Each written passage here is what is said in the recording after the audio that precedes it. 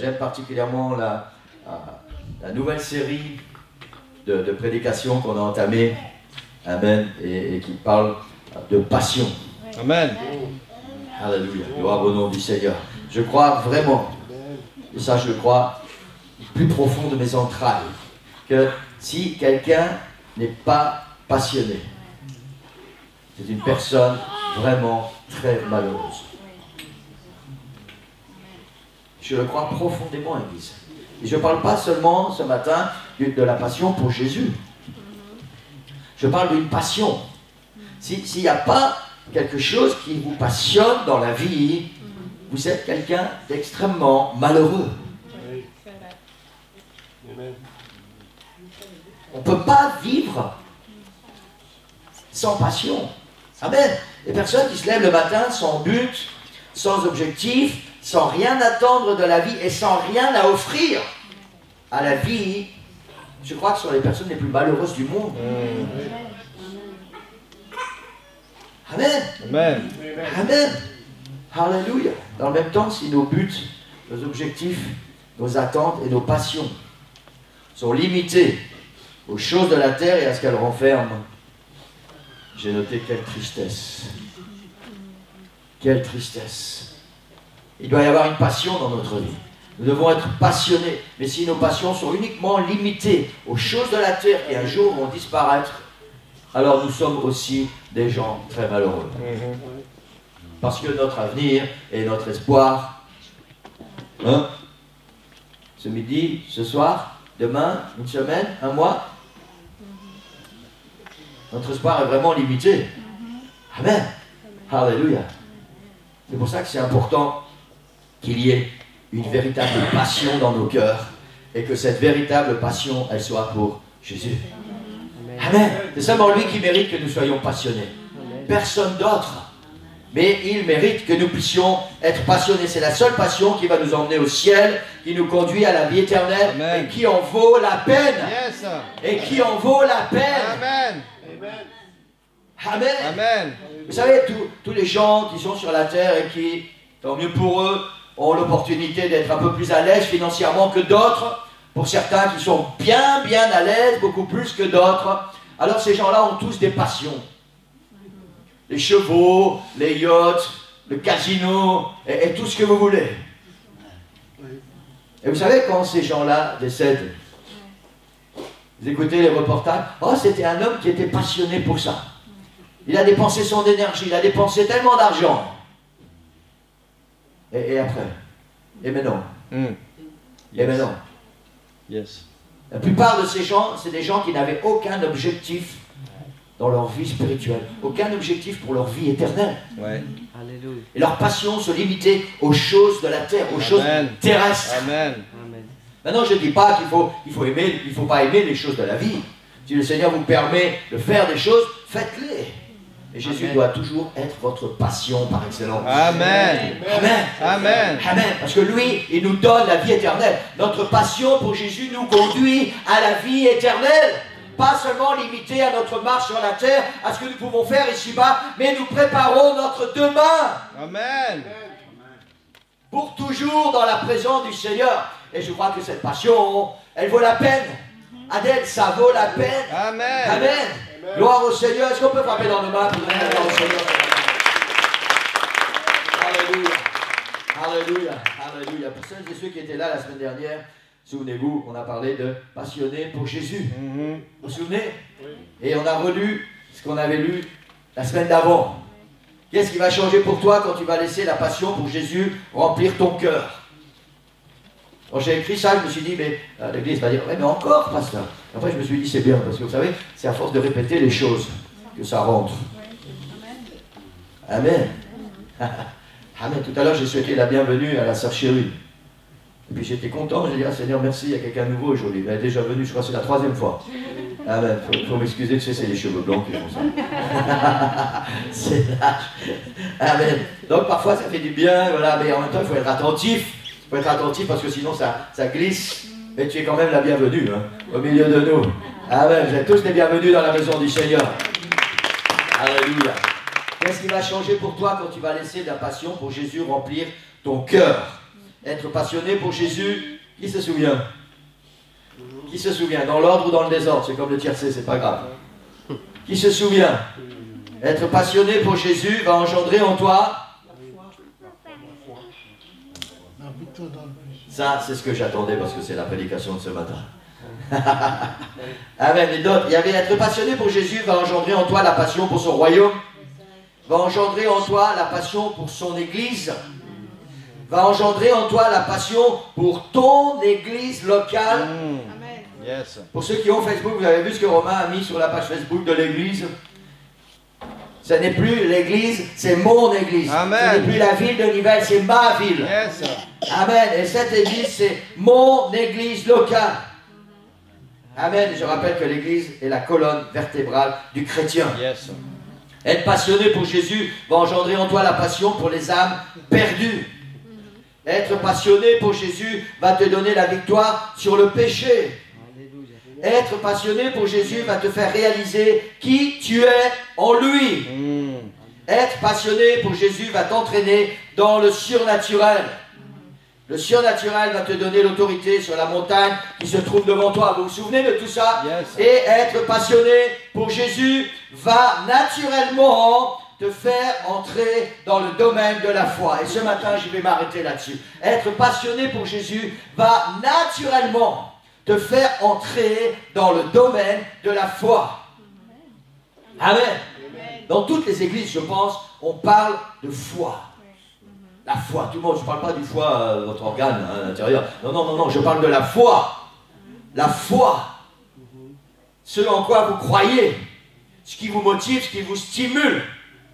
Être passionné pour Jésus va naturellement te faire entrer dans le domaine de la foi.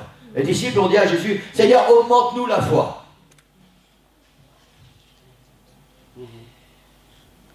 Et je vais répéter ça. Être passionné pour Jésus va naturellement, sans faire d'effort, va naturellement te faire entrer dans le domaine de la foi. Yes. Alors c'est bien de dire ça, mais pasteur, comment c'est possible? Comment expliquer cela? Que notre passion pour Jésus va nous faire entrer naturellement, et j'insiste, naturellement, dans le domaine de la foi. Être passionné pour Jésus va produire que tu vas être immergé. Immergé dans ce qui concerne Jésus, dans ce que Jésus est. Ta passion pour Jésus va faire que 24 heures sur 24, tout ce que tu es, tes pensées, ton corps, tout ne va être concerné que pour et par Jésus. Tu vas être immergé là-dedans. Tu vas être imbibée de Jésus. Vous savez, comme une éponge que vous trempez dans un seau d'eau et quand vous la tirez, ça coule. Elle est imbibée. Yes.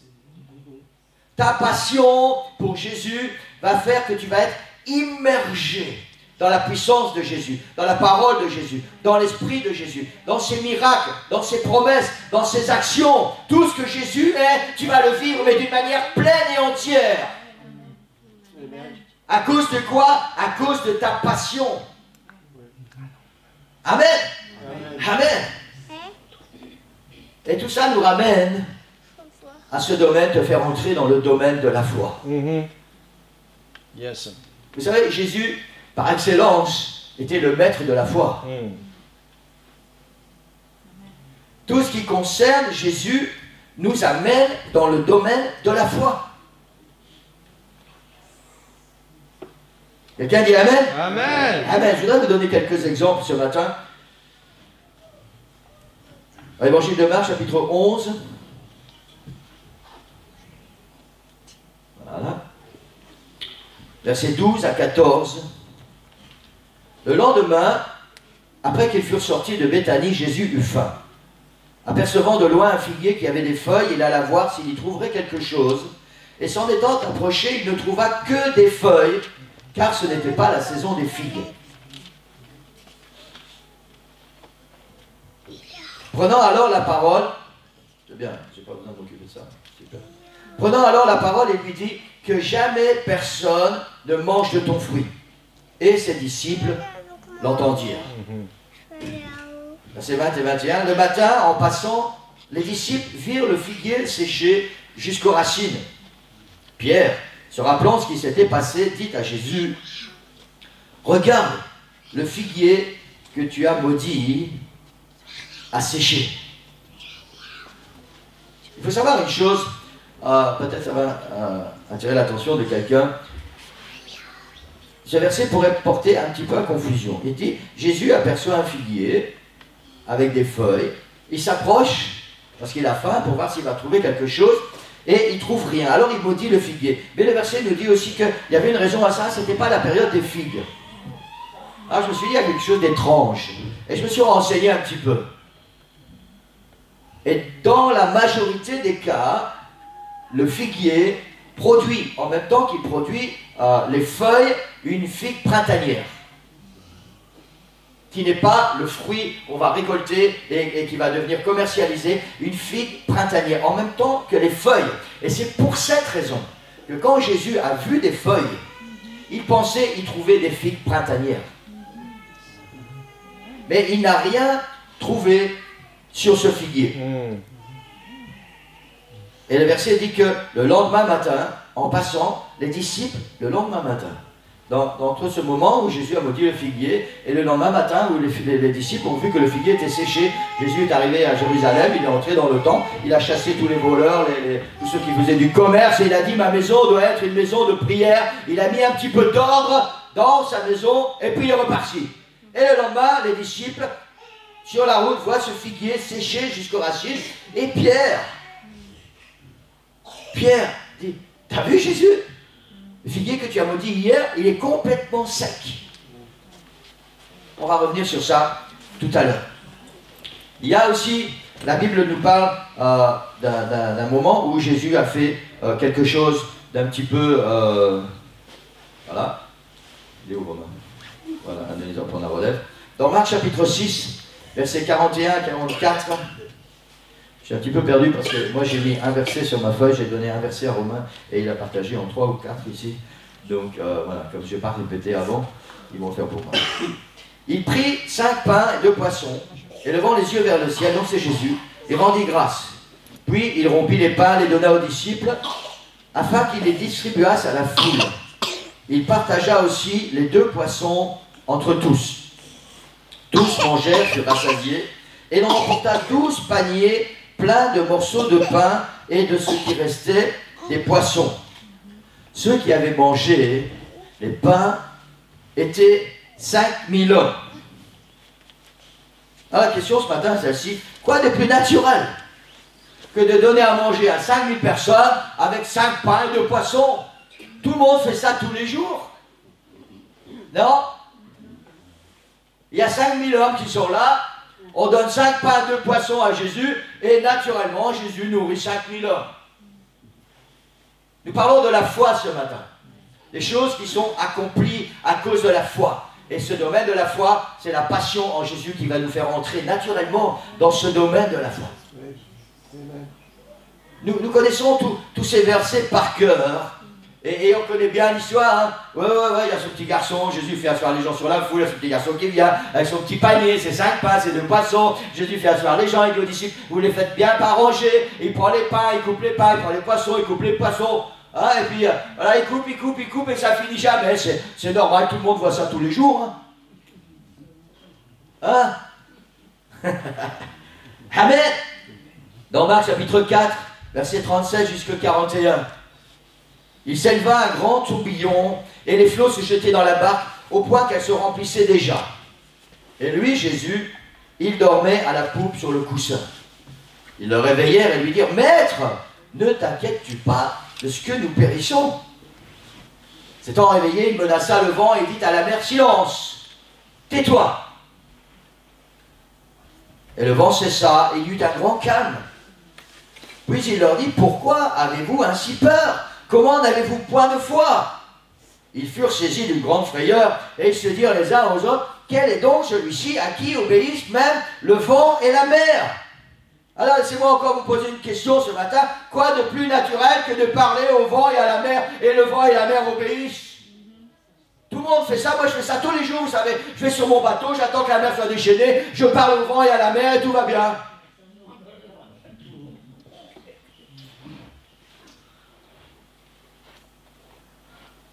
Les disciples, ils furent effrayés, et ils se dirent les uns aux autres, quel est donc celui-ci à qui obéissent même le vent et la mer? Qu'est-ce que Jésus a fait?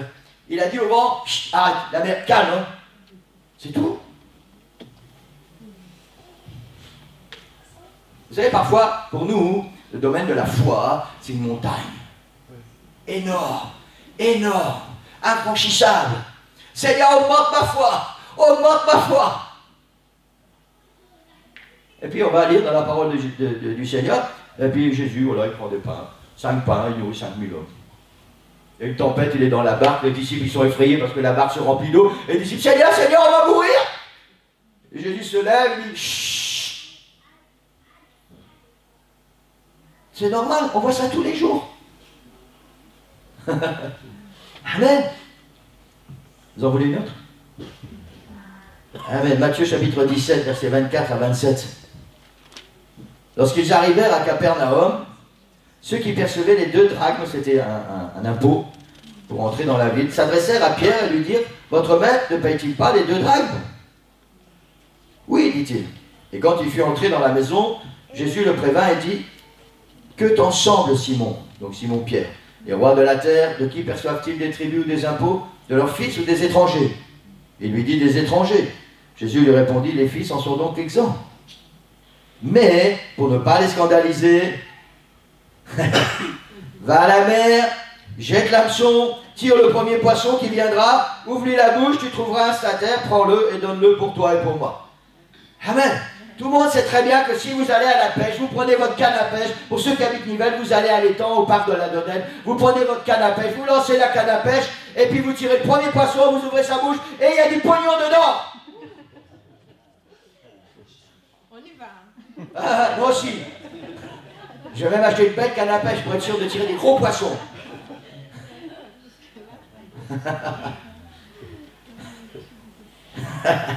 Alléluia. Vous savez, Pierre était un pêcheur, un ancien pêcheur, je parle d'un pêcheur de poissons. Et il n'avait jamais vu ça de sa vie. Amen. Tout ce que Jésus fait, il dit à Pierre, voilà, on a besoin d'argent là. Hein? Combien de fois? Combien de fois? Nos problèmes financiers sont une montagne tellement grande. Tellement grande. Là, on parle d'impôt. Hein? On ne parle pas d'une facture à payer, on peut demander à payer en plusieurs fois. C'est un impôt. Un impôt qui est dû. Et vous savez très bien que les percepteurs, ce n'est pas des gens très charitables. Hein? Et Jésus dit à Pierre, tu vas Premier poisson que tu trouves. Il n'a pas dit tu pêches et puis jusqu'à ce que tu trouves quelque chose. Non, non, le premier. Le premier, vous savez, c'était certainement le seul poisson qui avait de l'argent dans la bouche. Je ne sais pas qui a perdu cet argent, qui était sur la mer, qui a perdu cet argent, et le poisson passait au mauvais moment, enfin au bon moment pour Pierre. Et puis, hop.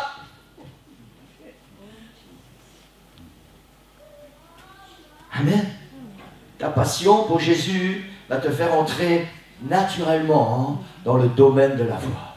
Ça veut dire que ce qui te semblait avant une montagne tellement insurmontable, tellement grande, vous savez, vous vous souvenez de la première prédication de cette série, bouge ta montagne. Bouge ta montagne. Amen. Tellement souvent, parce que sans argent on ne peut rien faire. Tellement souvent quand on regarde, on va sur le truc, on regarde le compte en banque.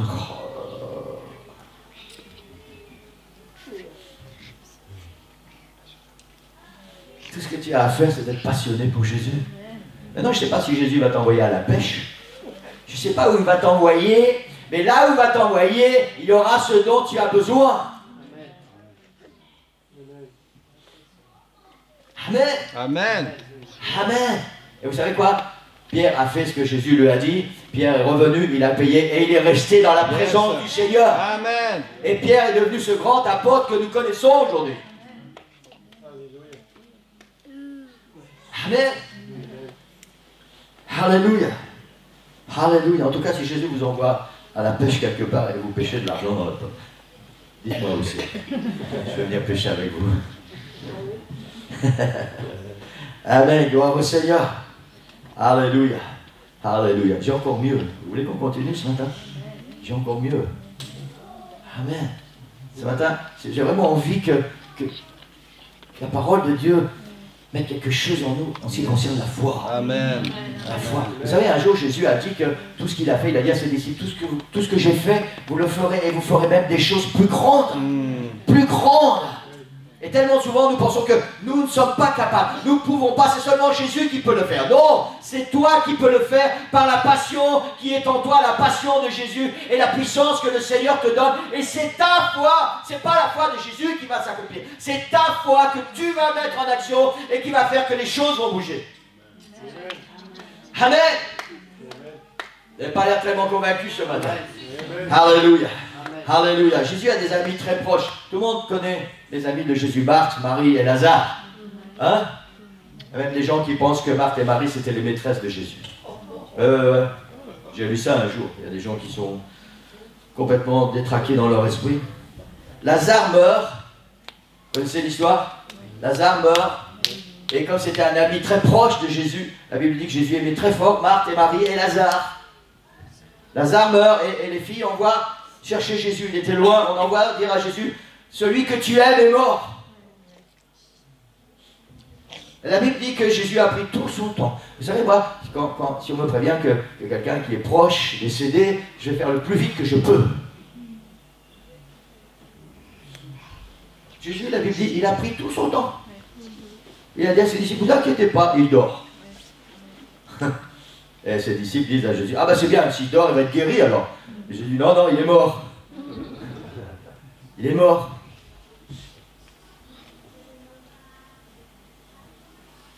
Et puis Jésus arrive. Il va voir Marthe, il va voir Marie, il discute un petit peu avec elle. Et il y a un dialogue qui s'installe et il y avait des sentiments profonds dans le cœur de Jésus. La Bible dit même que quand Jésus est arrivé devant le tombeau, il a pleuré. Il y avait quelque chose dans le cœur de Jésus qui était là. Et puis Jésus dit à Marthe et à Marie, où l'avez-vous mis? Alors ils amènent Jésus. Et Jésus, il dit, voilà, on va rouler la pierre. Et les filles disent, Seigneur, attends, ça fait 4 jours qu'il est dedans. C'est normal. Ça fait 4 jours. Dans Jean 11, versets 41 à 44, Jésus demande qu'on roule la pierre. La Bible dit, ils ôtèrent donc la pierre. Jésus leva les yeux en haut, dit, Père, je te rends grâce de ce que tu m'as exaucé. Pour moi, je savais que tu m'exauces toujours. Mais j'ai parlé à cause de la foule qui m'entoure, afin qu'ils croient que c'est toi qui m'as envoyé. Ayant dit cela, il cria d'une voix forte, Lazare, sors. Et le mort sortit, les pieds et les mains liés de bandages et le visage enveloppé d'un linge. Jésus leur dit, déliez-le et laissez-le aller. Amen. Vous savez quoi? À cette époque-là, en Israël, ça se passait tous les jours. Quand quelqu'un était mort, on venait, on disait roulez la pierre et on criait au mort, sors, et le mort sortait. Amen. Jésus dit, c'est à cause des gens qui m'entourent. Amen. Vous savez, nous sommes habitués avec tous ces récits de la Bible. Comment aurions-nous réagi si on avait été là ce jour-là? Face à ce tombeau, cette grande pierre. Tout le monde savait depuis combien de temps Lazare était mort. Certainement qu'il faisait chaud et qu'il pensait que ce corps était déjà en décomposition. Et Jésus dit, roulez la pierre. Alors là, déjà, tous ces gens, je pense qu'on pouvait entendre une mouche voler s'il y avait une mouche. Tout le monde retenait son souffle. Mais qu'est-ce que Jésus va faire? Parce qu'on a déjà entendu Jésus faire plein de choses, on a déjà vu Jésus faire plein de miracles. Mais là, qu'est-ce que Jésus va faire? Et Jésus crie, Lazare, sors! Waouh! Imaginez, vous êtes là devant le sépulcre. Jésus crie, Lazare, sors! Et les gens regardent. Et on voit un bonhomme tout enveloppé de bandages qui marche. Et c'est Lazare qui sort du sépulcre. Et Jésus dit, déliez-le! Amen. Amen. La foi qui bouge les montagnes. Yes. Cette passion pour Jésus qui va t'entraîner naturellement dans le domaine de la foi. Peut-être que vous allez dire ce matin, oui, mais moi j'aurais certainement jamais la foi pour ressusciter un mort. Et tu sais quoi, si un jour tu te retrouves devant un mort et que Jésus te dit prie pour lui pour qu'il ressuscite, tu vas le faire. Si tu es passionné pour Jésus, si dans ton cœur il y a quelque chose de grand et d'immense pour le Seigneur. Amen. Amen. Amen. Parce que Jésus a dit, vous ferez les choses que moi j'ai faites. Nous limitons la puissance du Seigneur parce que nous n'avons pas la foi. Et nous n'avons pas la foi parce que nous ne sommes pas passionnés pour Jésus. C'est pas possible, c'est pas possible. Non, non, c'est pas possible. Pourquoi c'est pas possible? La Bible dit, tout est possible à celui qui croit. Amen. Tout est possible à celui qui est passionné pour Jésus. Amen. Alléluia. Alléluia. Maintenant, je ne vous conseille pas d'aller en sortant de l'église, aller au cimetière, vous mettre devant une tombe et de dire aux morts de sortir. Jésus l'a fait à un moment précis, avec un but bien précis, dans une occasion bien précise. Amen. Vous savez pourquoi je vous dis ça? Parce que j'ai déjà raconté ça à l'église. Dans l'église baptiste où mes parents se sont convertis, où j'ai grandi.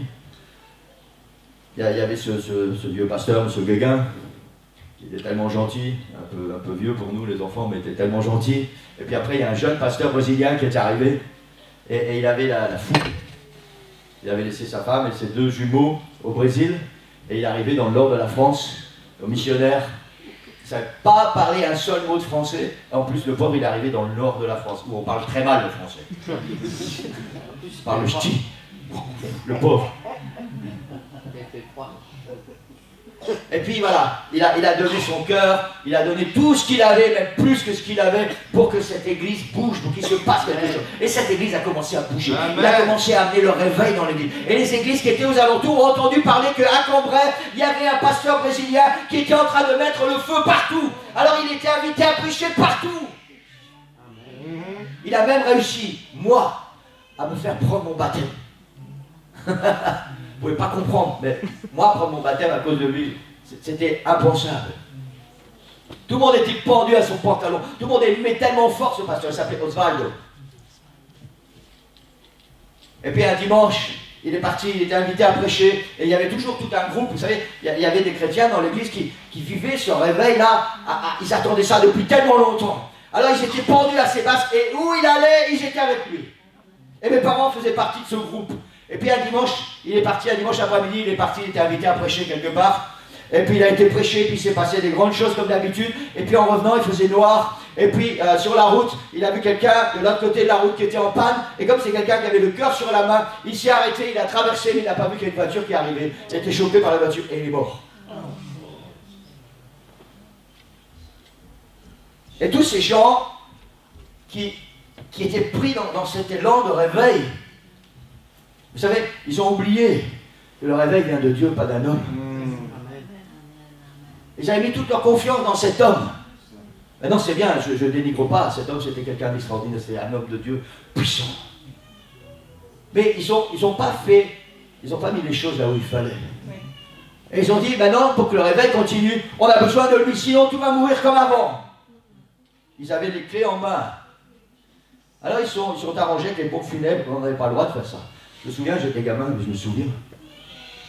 Ils ont demandé que le cercueil soit dans l'église et que le cercueil reste ouvert. Puis ils ont fait une veillée de prière. Persuadés qu'ils allaient prier et que Dieu allait ressusciter ce pasteur. Wow. Mais ils le croyaient vraiment. Vous savez pourquoi? Parce que c'était leur désir. Le Seigneur ne leur a jamais dit de faire ça.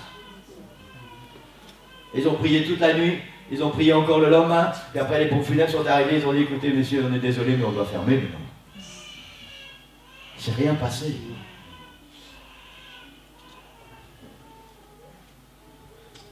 Mais ça aurait pu. Ça aurait pu. On va voir ça après. Ça aurait pu. Si le Seigneur avait parlé à quelqu'un d'entre eux. Et si le Seigneur avait dit, priez pour lui, et je vais le ressusciter. Alors ça se serait passé. Mais il ne s'est rien passé parce que le Seigneur ne leur a pas demandé à ce moment précis. Et pourtant, Jésus a dit, vous ferez les choses que moi j'ai faites, et vous en ferez même des plus grandes. On va y venir après.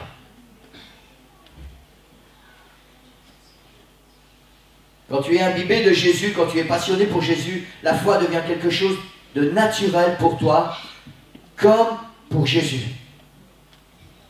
Comme pour Jésus. Vous savez, parfois on pense que c'est normal, Jésus c'était Dieu. Dieu sur la terre. On oublie que Jésus, il est fils de Dieu, mais il est aussi fils de l'homme. Il avait une nature humaine exactement comme la nôtre. Il a éprouvé les mêmes sentiments que nous pouvons éprouver.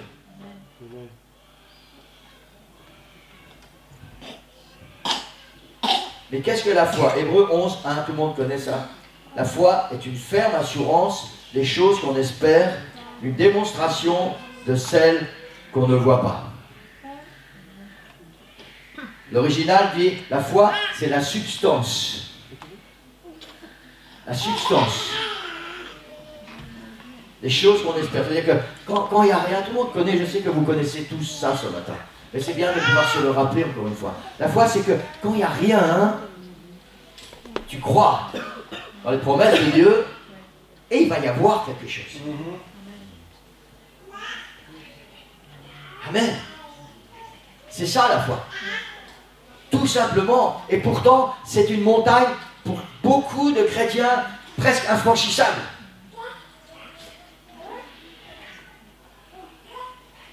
Amen. Alléluia. Tout le chapitre 11 du livre des Hébreux nous énumère les grands hommes de Dieu qui ont agi par la foi. Vous savez, Noé, un jour Dieu dit à Noé, le pauvre, qui va construire un bateau sur la montagne. Parce que je vais faire pleuvoir et l'eau va monter jusqu'au bateau et le bateau va flotter. Nous, on connaît l'histoire. Vous savez quoi, ce pauvre Noé? Il ne savait même pas ce que c'était la pluie. Vous savez ça? La première fois qu'il a plu sur la terre, c'était au déluge. Avant, la terre était arrosée par la rosée. Noé ne savait même pas ce que c'était la pluie. Et Dieu lui dit, construis un bateau sur la montagne. Il en fallait des brouettes d'eau, hein.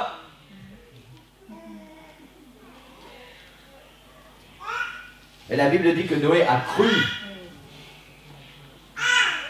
Qui sait combien de temps Noé a mis pour construire l'arche?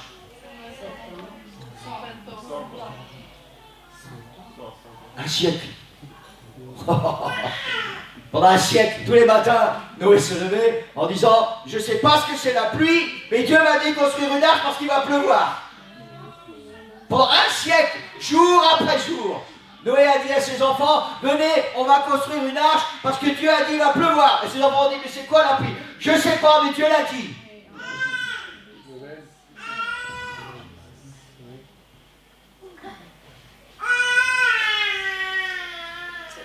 Amen.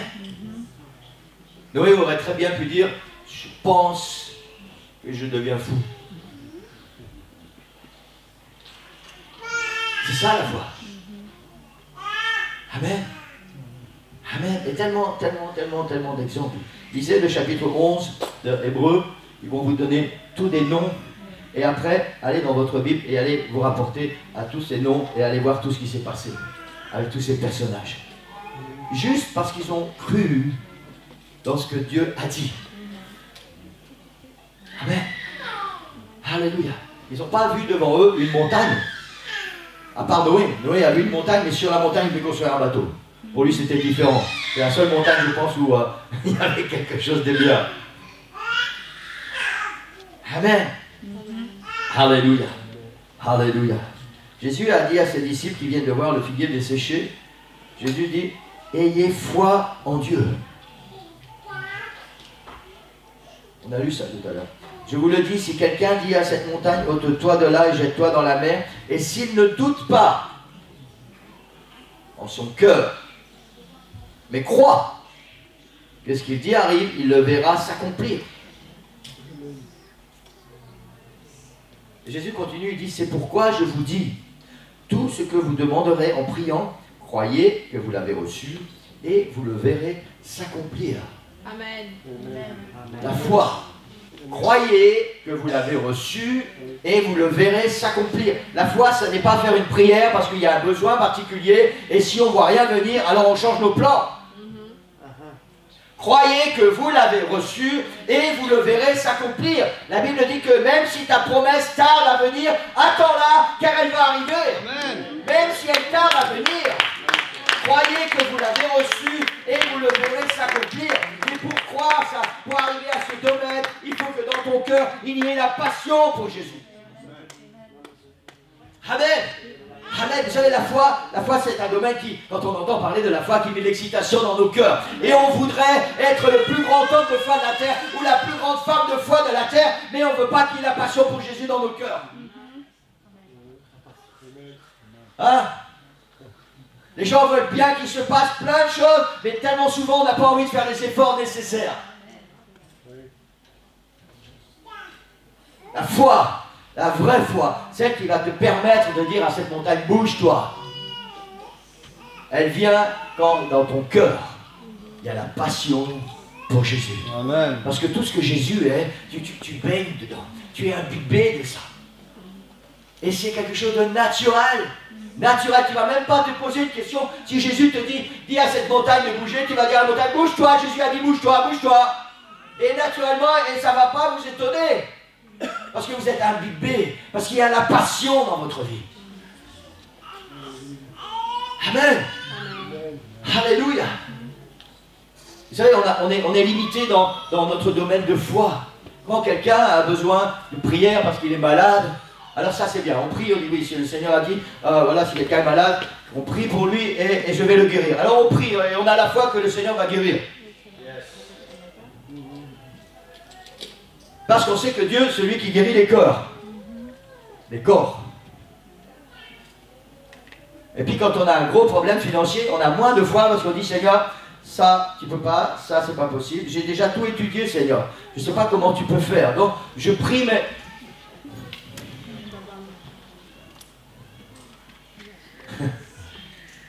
Waymaker. Vous savez, on dit Waymaker. Jésus est le Waymaker, celui qui trace un chemin là où il n'y a pas de chemin. Amen. Il est celui qui a une réponse là où il n'y a pas de réponse. Il est celui qui a la solution là où il n'y a pas de solution. Il est celui qui donne quelque chose là où il n'y avait rien avant. Et c'est dans ce domaine-là, Église, que le Seigneur veut t'emmener. Mais pour que tu arrives à entrer dans ce domaine, il faut que dans ton cœur, il y ait la passion pour Jésus. Tu peux pas, excusez-moi, mais je ne peux pas vous dire autre chose que ce que la Bible enseigne. Tu ne peux pas toute la semaine vivre par le monde, pour le monde, avec le monde, être imbibé du monde, et en même temps être imbibé de Jésus, et vivre ta foi passionnément. C'est pas possible. C'est ce qui t'imbibe, qui te fait vivre. Amen. Si tu es imbibé de Jésus, alors tu vas vivre pour Jésus. Tu vas entrer dans ce domaine de la foi où plus rien ne te sera impossible. Si c'est le monde qui t'imbibe.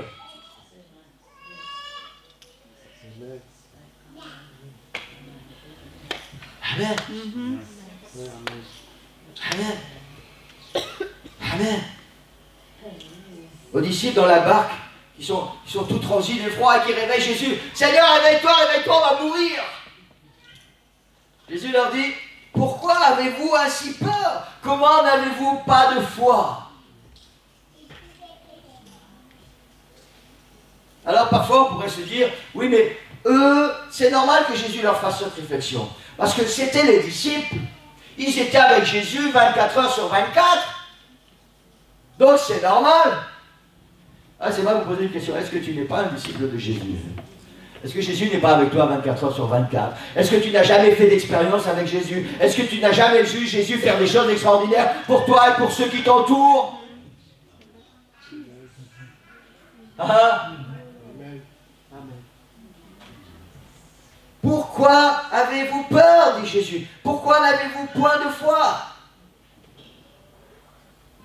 À Marthe,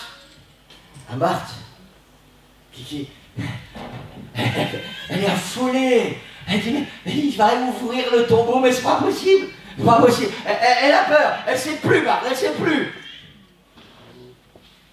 Imaginez un peu, mettez-vous dans la peau de Marthe. Et Jésus lui dit, on va ouvrir le tombeau, on va rouler la pierre. Mais Seigneur, tu ne peux pas, c'est pas possible. Et Jésus dit à Marthe, ne t'ai-je pas dit que si tu crois, tu verras la gloire de Dieu?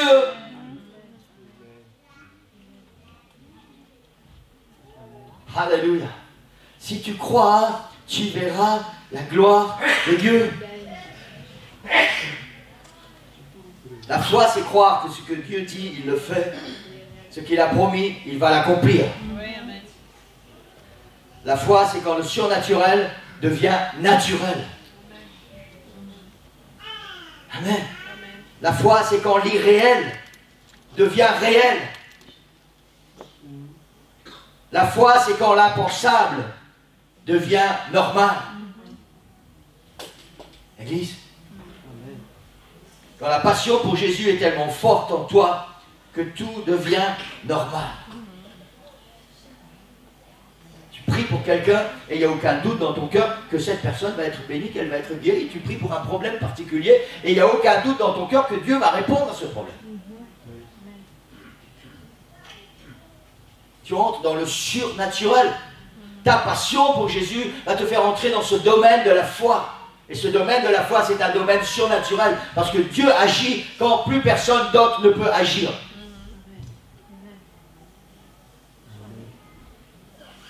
Quand, à cause de ta foi, les miracles promis à ceux qui croient t'accompagnent.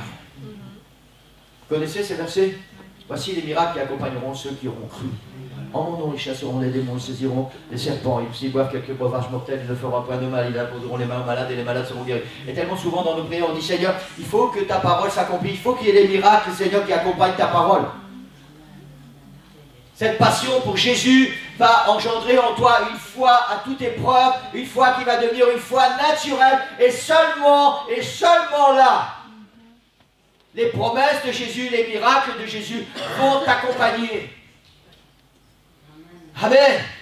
Et vous devez arrêter de croire, Église, que comment je vais dire ça, le domaine de la foi, le domaine des miracles où il va se passer des choses extraordinaires est seulement réservé aux pasteurs ou aux évangélistes ou à ceux qui ont reçu un ministère particulier. La Bible dit, voici les miracles qui accompagneront ceux qui auront cru en mon nom. Tu n'as pas besoin d'être pasteur, tu n'as pas besoin d'être évangéliste, tu n'as pas besoin d'être théologien ou je ne sais quoi. Les miracles doivent t'accompagner si dans ton cœur il y a la passion pour Jésus et que cette passion t'emmène à être imbibé dans le domaine de la foi. Et c'est pour ça que tellement souvent, il se passe peu de choses dans nos églises, parce qu'on pense que c'est seulement le pasteur, ou c'est seulement l'équipe pastorale, ou c'est seulement ceux qui ont reçu un ministère particulier.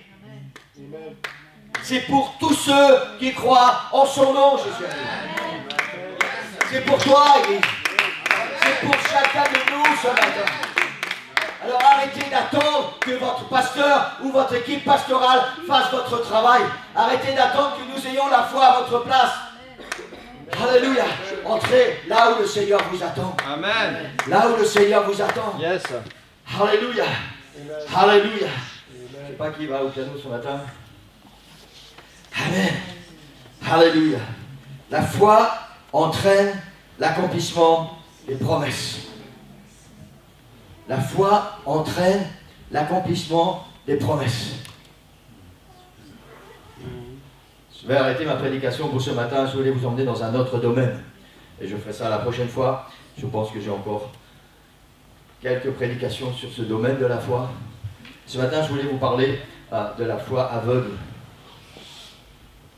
Parce que ce qu'on a entendu ce matin, et je veux que vous puissiez garder ça. Vous puissiez laisser ça dans cette marmite et continuer à chauffer avec ça. Cette foi qui va vous emmener quelque part. Et la prochaine fois, je vais vous emmener dans un autre domaine. C'est-à-dire que votre foi ne va s'exercer vraiment que quand vous êtes dans la volonté de Dieu. Amen. Et ça, c'est très important. C'est une des raisons pour lesquelles tellement de chrétiens sont frustrés et déçus et abandonnent la foi, parce qu'ils ne sont pas dans la volonté de Dieu, quand ils mettent leur foi en action, et alors le Seigneur ne peut pas répondre à leurs prières. Et à cause de ça, ils sont déçus, ils sont frustrés, et ils s'abandonnent. Or, le Seigneur nous fait des promesses.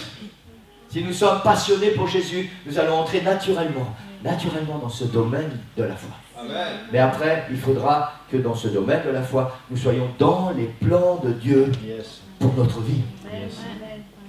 Amen. Amen. Amen. Pour ceux qui connaissent le pasteur Yang Guichou, dans son livre La 4e dimension, si vous avez lu ce livre, il raconte l'histoire de... il avait parlé sur la foi, et qu'on pouvait marcher sur l'eau, qu'on pouvait faire un tas de choses. Et puis un jour, il y avait quelques jeunes filles, si mes souvenirs sont bons, il y a longtemps que j'ai lu ce livre, quelques jeunes filles qui voulaient aller à une réunion évangélique, et puis elles devaient traverser une rivière en crue, ou un fleuve. Mais bon, c'était très tumultueux. Et puis, elles n'ont pas demandé au Seigneur, Seigneur, comment on doit passer. Peut-être il y avait une solution un peu plus loin, il y avait un pont. Elles ont voulu mettre leur foi en action. Maintenant, on ne peut pas les blâmer. La seule chose qui n'était pas bonne, c'est qu'elles n'ont pas demandé au Seigneur si elles pouvaient faire ça maintenant. Alors elles se sont engagées dans ces eaux tumultueuses, et puis elles se sont noyées. Pas parce qu'elles ne pouvaient pas marcher sur l'eau, parce que le Seigneur ne leur a pas dit à ce moment précis de marcher sur l'eau. La foi, c'est un domaine extraordinaire. Mais quand tu es dans les plans de Dieu, et quand tu es dans la volonté de Dieu, et alors tu vas t'épanouir. Et alors tu vas voir des choses extraordinaires. Sinon, tu vas être frustré, et peut-être même tu vas abandonner tout. Amen. Alléluia, j'aimerais qu'on puisse se lever. Amen, j'ai commencé à semer quelque chose dans votre cœur ce matin.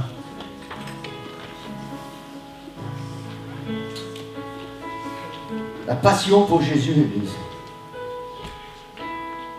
Passion pour Jésus, c'est pas seulement prononcer le nom de Jésus. C'est pas seulement parler de Jésus. Passion pour Jésus, c'est que le Seigneur brûle à l'intérieur. Passion, c'est quelque chose qui brûle. C'est pas seulement des mots. Tu peux parler de Jésus toute la journée si tu veux. Mais s'il n'y a pas la passion dans ton cœur pour Jésus, ça va toujours rester des mots et ça ne va avoir aucun impact sur les gens qui t'entourent. Et cette passion pour Jésus, et je vous encourage vraiment, vous savez, toutes ces prédications qu'on entend semaine après semaine, on doit les garder précieusement dans notre cœur, dans notre esprit, et puis on doit les ajouter les unes aux autres, parce qu'elles nous mènent quelque part. Elles nous conduisent quelque part là où le Seigneur nous attend. Parce que le temps est venu, et nous en sommes tous conscients, le temps est venu où il va se passer des grandes choses dans cette église.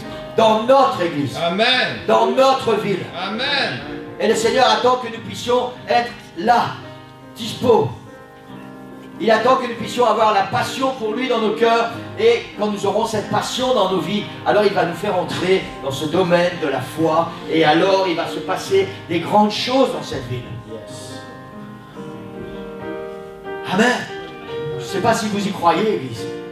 Mais ça va vraiment se passer. Amen. Ça va vraiment se passer. Vous savez, je me souviens, il y a X coiffeurs en arrière. J'avais un coiffeur à Chaussée de Bruxelles. C'était aussi devenu presque un ami. On était assez proches. Et puis lui, il avait dans sa famille beaucoup de témoins de Jéhovah. Il avait goûté un petit peu à ça aussi. Et puis ça n'avait pas marché, la mayonnaise n'avait pas pris. Et puis il y avait une fille, un garçon, et sa fille est tombée malade. Elle avait cancer. Et elle était mourante. Et je lui ai parlé du Seigneur. On n'avait pas encore l'église à Nivelles. Je n'étais pas encore pasteur. Je lui ai parlé du Seigneur. J'ai dit, tu sais que Dieu peut guérir ta fille. Et je lui ai parlé du Seigneur. J'ai essayé de mettre quelque chose dans ton cœur. Dans son cœur. Et je lui ai dit, si tu veux, on peut venir avec le pasteur et on va prier pour ta fille. Et Dieu peut guérir ta fille. Mais il n'a pas cru. Il n'a pas cru que c'était possible. Il pensait que je me moquais de lui. Maintenant, c'est vrai que les témoins de Jéhovah, je pense qu'on ne croit pas au miracle. Peut-être que c'est cette culture-là qui l'a empêché de faire le pas. Mais vous savez, dans mon cœur, à l'époque, pour que moi, je fasse ce pas, il y a quelque chose qui brûlait à l'intérieur. Et j'étais persuadé, le Seigneur avait mis quelque chose dans mon cœur, que s'il nous laissait prier pour sa fille, cette fille allait être guérie. Mais il n'a pas ouvert la porte. Et parfois nous agissons comme ça. Seigneur, mets quelque chose là, et il faut ouvrir la porte. Seigneur te parle ce matin. Il dit, il faut que tu aies la passion pour moi, et je vais te faire entrer dans le domaine de la foi. Mais est-ce que tu veux entrer dans ce domaine de la foi? Ou est-ce que tu réserves ça pour les autres? Tu vas attendre de loin, et tu vas regarder et voir, ah ben peut-être que si il commence à se passer des choses, alors peut-être je vais m'approcher un peu plus près de l'église. Le Seigneur a besoin de chacun de nous. Chacun de nous, Église. Amen. Amen. Je ne sais pas ce qu'il y a dans vos cœurs.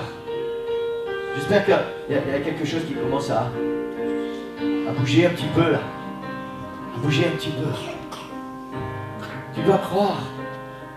Croire dans les promesses du Seigneur. Si le Seigneur te fait une promesse, tu dois y croire.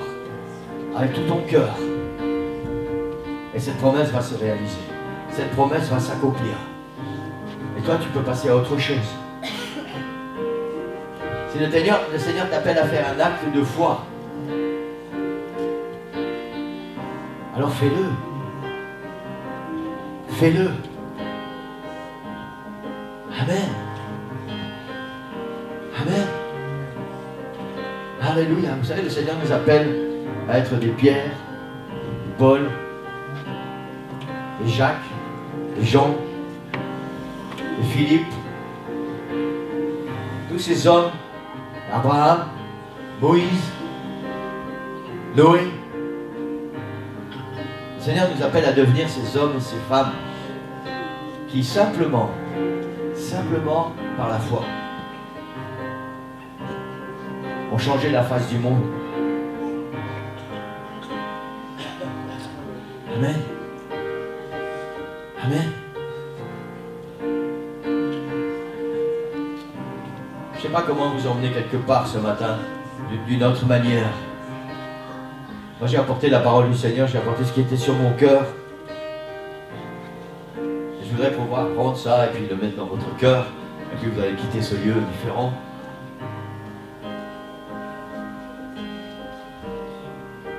Vous savez, les seules choses qui ont de la valeur, c'est ce qui concerne notre âme et la vie éternelle.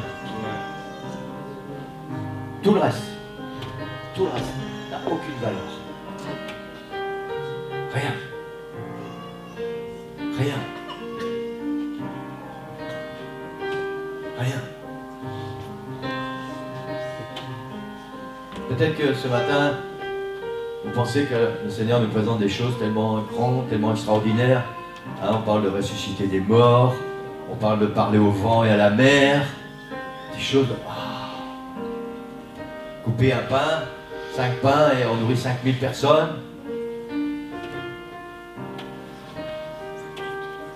Est-ce que c'est plus compliqué ça pour le Seigneur que juste si tu as mal à la tête, guérir ton mal de tête? Ou enlever ta fièvre? C'est la même chose. C'est la même chose. Vous savez, je me souviens une fois, Romain était plus petit, beaucoup plus petit, il est tombé à vélo, et puis il s'est ouvert tout le genou. Certains d'entre vous connaissaient ce témoignage, et c'était vraiment ouvert très profondément. Et c'est la seule fois de sa vie où sur Nicole, elle a pris sur elle-même, parce qu'elle a horreur du sang et tout ça, David, c'est toujours vers moi qu'elle vient. Et c'est la seule fois de sa vie où elle a pris sur elle-même, et elle a fait un beau bandage, bien comme il faut. Et elle était tellement contente, et quand je suis rentré, elle m'expliquait, elle dit, Romain s'est fait mal, et il s'est ouvert un peu, mais t'inquiète, j'ai fait ce qu'il y avait à faire. Et puis j'ai enlevé le bandage, j'ai dit, c'est pas possible, il faut aller à l'hôpital, il faut le recoudre. C'était ouvert beaucoup trop grand. Et puis on a été, et puis le médecin ne voulait pas recoudre parce que c'était le genou, et puis c'était un garçon, il ne voulait pas qu'il y ait une cicatrice supplémentaire avec tous les trous. Alors il a mis des collants spéciaux, vous savez comment on met, et qui tendent la peau. Et il a dit normalement ça devrait marcher avec ça. Et au bout de X jours, on devait retourner chez le docteur pour enlever les collants et tout devait être bien. Mais pour que le médecin puisse faire ça, parce que comme Romain était tombé de vélo, il était tombé sur des macadam, le macadam était ça, le docteur avait dû gratter dans la plaie. Et vous savez quoi? J'étais couché sur mon fils, pour pas qu'il bouge, pendant qu'il hurlait et que le médecin coupait dans sa plaie.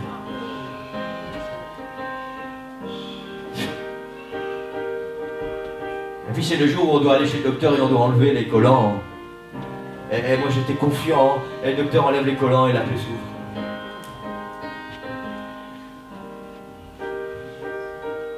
Je dis au docteur, qu'est-ce qu'on fait? Il faut recouper. J'ai dit non. Non, c'est pas possible. C'est pas possible. Vous avez déjà entendu votre enfant hurler parce que vous êtes dessus et tellement il a mal et vous l'empêchez de bouger? Il dit, Seigneur, c'est pas possible. Et j'ai dit au docteur, on va remettre des collants, on va refermer ça. Et ça va se refaire. Et on est rentré à la maison et on a prié. Et le Seigneur a refermé la plaie. Amen. Peut-être que vous n'êtes pas capable encore de ressusciter un mort, mais vous êtes capable de dire, Seigneur, il faut juste que tu refermes la peau de la plaie sur mon fils. Amen. La foi est la même, Église. C'est inconcevable. Et pourtant Dieu le fait. Dieu le fait. Amen. Alléluia.